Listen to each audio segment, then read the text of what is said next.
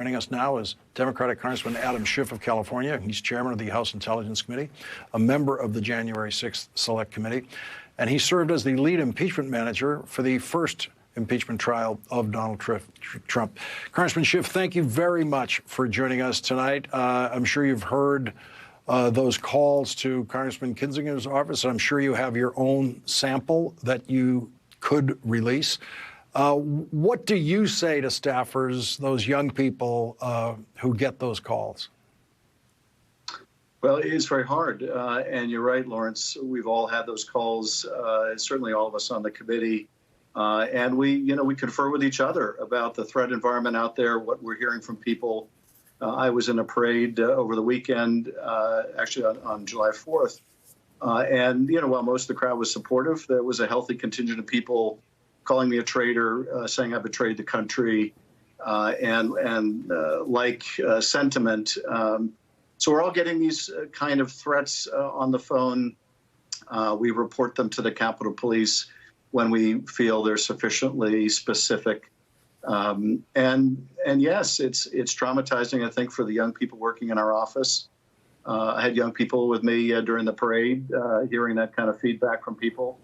And I'll tell you what was most traumatic for me was at a fireworks celebration, talking to what I think was a middle schooler about her active shooter drills and the fear she feels in school. And we have a lot to cope with as a country right now. And we have to, I think, reject these calls to violence, and we have to do something far more substantial when it comes to gun violence in particular. The committee announced today that you'll be having a hearing a week from today on Tuesday. There are reports tonight that the witness will be Sarah Matthews. She's 27 years old. She served as a deputy press secretary in the Trump White House. She resigned the night of January 6, 2021, with a resignation letter saying that she was deeply disturbed by what I saw. She said our nation that needs a peaceful transfer of power. Can you confirm for us that she will be the public witness next Tuesday?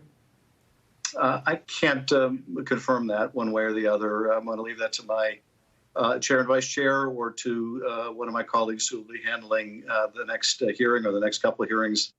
But we do expect to get into what that crowd was made up of, the participation of those white nationalist groups, the summoning of that mob to the mall.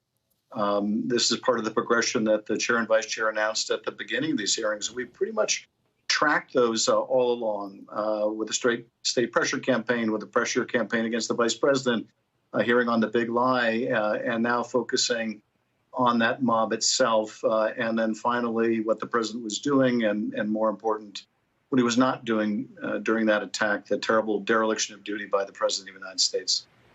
Will we be here in the next hearing? Will we be hearing more testimony like we heard from Cassidy Hutchinson that is, in effect, testimony from inside the White House?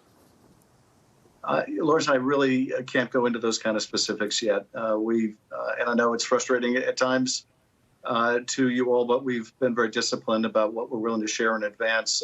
And particularly as this is not a hearing that I will be leading, I really don't want to comment on the specifics. So, but what you just suggested is that it will be about actual attackers of the building.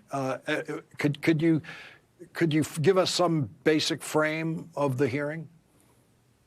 Well, we want to shed light on how that mob came to be there on January 6th, how they were called, how they were brought together, what different groups were participating, the relationship between groups, how they were incited.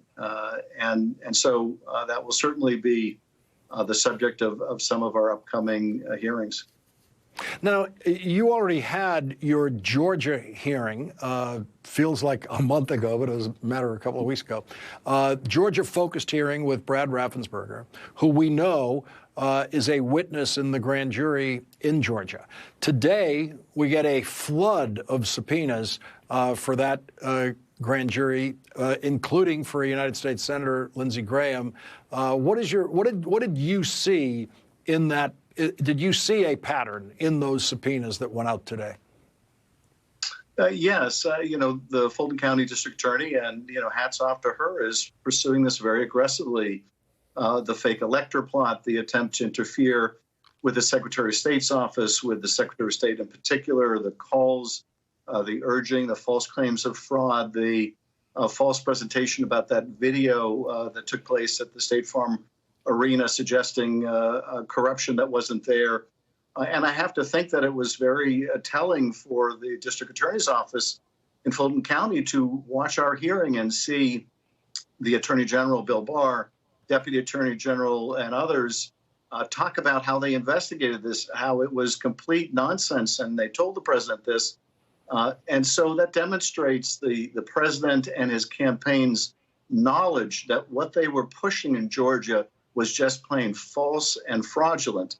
And so I think that provided some important evidence to the district attorney's office. I do want to underscore something that Andrew told you before the break, because I completely concur with it.